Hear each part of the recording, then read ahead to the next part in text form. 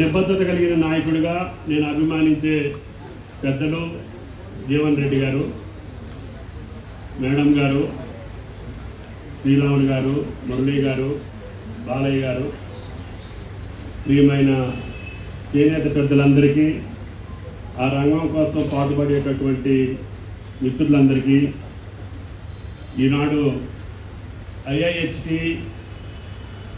ల్యాబ్ని ప్రారంభోత్సవానికి అవకాశం ఇచ్చినటువంటి డిపార్ట్మెంట్ పెద్దలందరికీ, మేడం గారికి, ప్రిన్సిపల్ గారికి, పిల్లలకి, అందుట్లో శిక్షణ పొందుతున్నటువంటి 60 మంది విద్యార్థులకి ధన్యవాదాలు తెలియజేస్తా.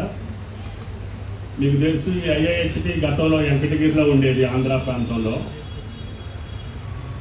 రాష్ట్రం విడిపోవటం వలన మన రాష్ట్రానికి లేదు కాబట్టి కేంద్ర ప్రభుత్వాన్ని ఒప్పించి ముఖ్యమంత్రి గారు సహా ఒత్తిడి చేసి మన పిల్లలకు కూడా ఈ శిక్షణ, అధునాతనమైనటువంటి శిక్షణ ఇస్తే జీవనోపాధిలో కానీ, స్కిల్స్లో కానీ ప్రపంచంతో పోటీ పడేటటువంటి సంస్థను మనం తీసుకురావాలని చెప్పి పూజ్యులు కొండా లక్ష్మణ బాపూజీ గారి జయంతి సందర్భంగా ఆయన పేరు మీదనే ఈ IIHTని మనం స్థాపించుకున్నాం.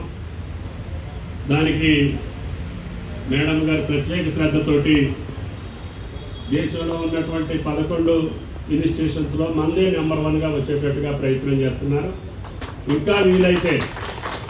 ఇంకా వీలైతే ప్రపంచంతో పోటీ పడే టెక్నాలజీని మన పిల్లలకు అందించేటటువంటి భాగ్యాన్ని, అవకాశాన్ని మేడం గారు తీసుకోవాలని చెప్పి కోరుకుంటూ, ఇందాక అందరూ చెప్పారు పెద్దలందరూ, చేనేతకు సంబంధించి గత 10 సంవత్సరాల పాలనలో వాళ్ళు ఖర్చు పెట్టిన దానికంటే 1 సంవత్సరంన్నర కాలంలోనే గౌరవ ముఖ్యమంత్రి గారు అన్న రైతన్న ఎంత ముఖ్యమో నేతన్న కూడా మనకు అంతే ముఖ్యం కాబట్టి దయచేసి ఎక్కువ మంది ఆధారపడి గ్రామీణ జీవితంలో కష్టపడి వాళ్ళ చేతుల వృత్తులతోటి నిలబడగలిగేటటువంటి ఈ జాతిని కూడా మీరు చూడాలని చెప్పి, నాకు దీని మీద పెద్ద అవగాహన లేకపోయినా ముఖ్యమంత్రి గారు ఇచ్చినటువంటి బాధ్యతని నిర్వర్తించాలని, తద్వారా ఈ శాఖలో అనుభవం ఉన్నటువంటి కార్యదర్శి ఉంటే బాగుంటుంది అని చెప్పి శైలజ గారిని తీసుకురావటం,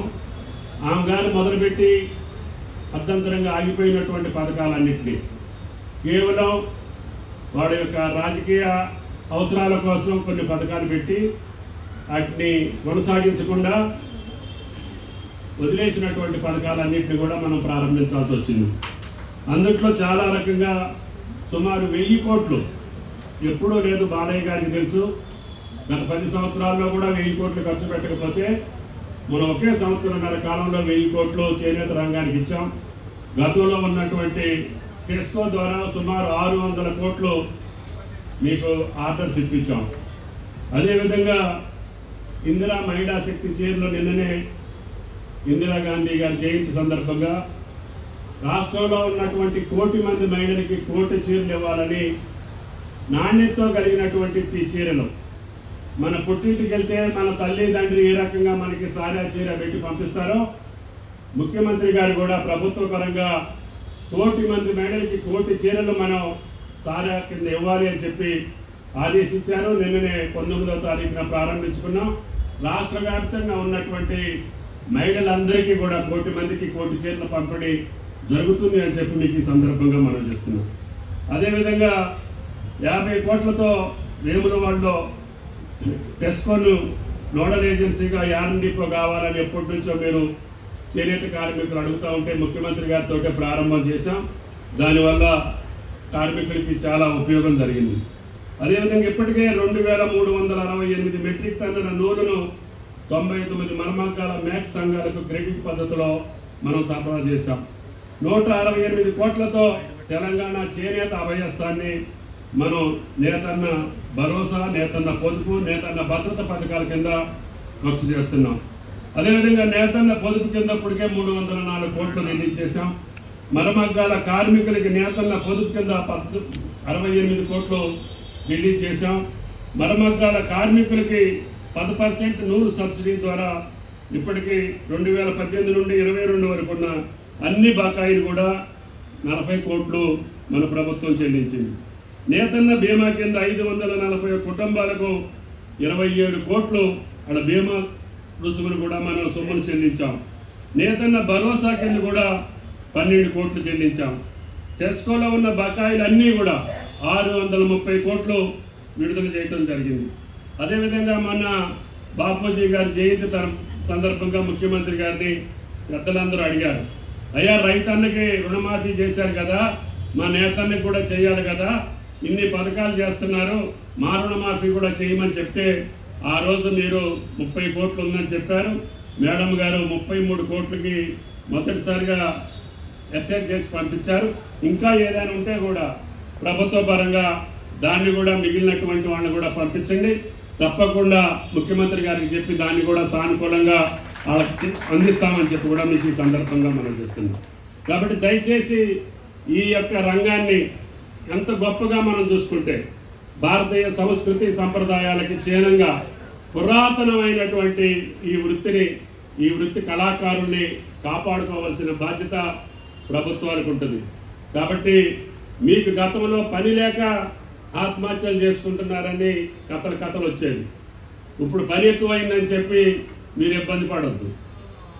ఎందుకంటే మేము చీరలు ఇస్తే ఇంకా డిలే ఉంది. ఎందుకంటే మేము రేయింబవలు చేసినా కూడా మాకు పని అందట్లేదు. ఇంకా మేము కష్టపడతాం, మీకు కావాల్సిన 1 కోటి చీరలు కూడా ఇస్తామని చెప్పి మాట ఇచ్చారు. నిన్న 66 లక్షలు మాత్రమే ఇచ్చారు. అందుకని గ్రామీణ రాష్ట్రానికి మొత్తానికి పంపించాం. మున్సిపల్ ప్రాంతాల్లో కూడా మేడం గారి త్వరలో సప్లై చేయమని చెప్పి మిమ్మల్ని అందరినీ కోరుతున్నాం. ఎందుకంటే మీకు చేతి నిండా పని ఉంటే మీ గతంలో ఉన్నటువంటి ధరల కన్నా సదుపాయాల కన్నా అన్నిటినీ కూడా పెంచి మీకు ఏ లోటు లేకుండా ఎంతవరకు ప్రభుత్వానికి శక్తి ఉంటే ముఖ్యమంత్రి గారు తప్పకుండా మీకు సహాయం చేయడానికి సిద్ధంగా ఉన్నారు. కాబట్టి చేనేత కార్మికులతో పాటు దానికి సంబంధించినటువంటి అనుబంధ రంగాల్లో ఉన్నటువంటి అందరం కూడా సుఖ సంతోషాలతో ఉండాలి. ఒక పక్క రైతన్న ఒక పక్క నేతన్న సంతోషంగా ఉంటే తెలంగాణ రాష్ట్రం సుభిక్షంగా ఉన్నట్టు అర్థమవుతుంది. కాబట్టి దయచేసి ఈ యొక్క ప్రభుత్వం యొక్క ఆలోచన విధానాన్ని మీరు గమనించుకోవాలి. తద్వారా ఈ యొక్క ఇన్స్టిట్యూషన్ కూడా ఎంత మోడర్న్గా ఎంత గొప్పగా మన దేశంలో ఉన్నట్లో కంటే నెంబర్ 1 కాకుండా ప్రపంచంలో ఉన్న ఇన్స్టిట్యూషన్స్లో కూడా ఏ టెక్నాలజీ ఉంటే మన పిల్లలు దానికి పోటీ పడేటట్టుగా మేడం గారు ప్రిన్సిపల్ గారు దాన్ని తెలుసుకొని వాటిని కూడా ఇందులో ఇన్కార్పొరేట్ చేసి ఈ యొక్క చేనేత వర్గం కోసం ప్రాణాలు అర్పించినటువంటి ప్రత్యేక తెలంగాణే కాదు ఆయన కోరిక, చేనేత కార్మికుల జీవితాలు బాగుపడాలని ఆయన జీవితాంతం మీ వర్గం కోసం తెలంగాణ కోసం ప్రాణాలు అర్పించినటువంటి కొండా లక్ష్మణ బాపూజీ గారి పేరు మీదనే ఈ ఇన్స్టిట్యూషన్ పెట్టాం. కాబట్టి ఆయన కళ్ళలో సంపూర్ణంగా సఫలం కావాలని అంటే మనందరం కూడా ప్రభుత్వానికి సహకరించాలి, ప్రభుత్వం మీకు సహకరించాలి.